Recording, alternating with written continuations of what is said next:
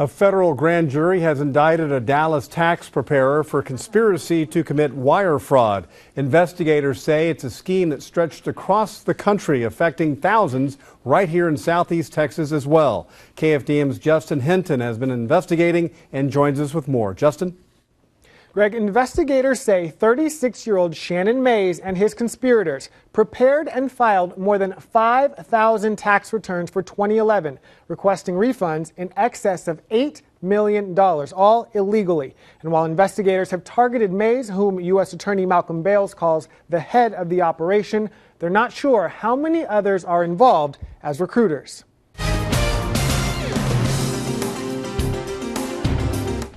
U.S. Attorney Malcolm Bales announced Wednesday from 2007 to 2013, thousands of taxpayers had their personal identification information taken in order for a tax preparer to file fraudulent tax returns in their names. Primarily what we focused on to sort of get our arms around this was the 2011 tax year.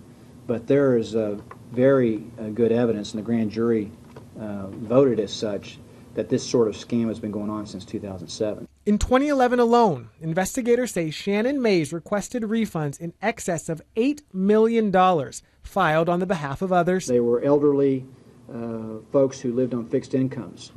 Often the individuals were on disability.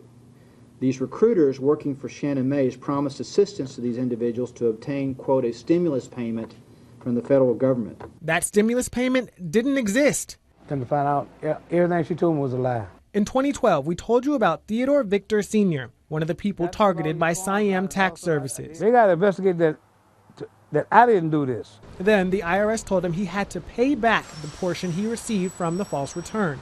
He said he'd continue to work with the Attorney General's office throughout the investigation.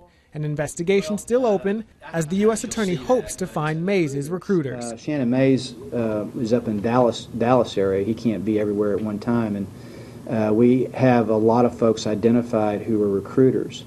And so an obvious question would be, well, how come they're not in the indictment? And my answer is we're not finished in the investigation yet.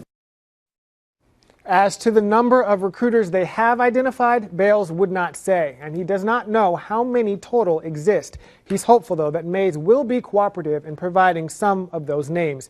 If convicted, Mays could face up to 20 years in federal prison. Kelly?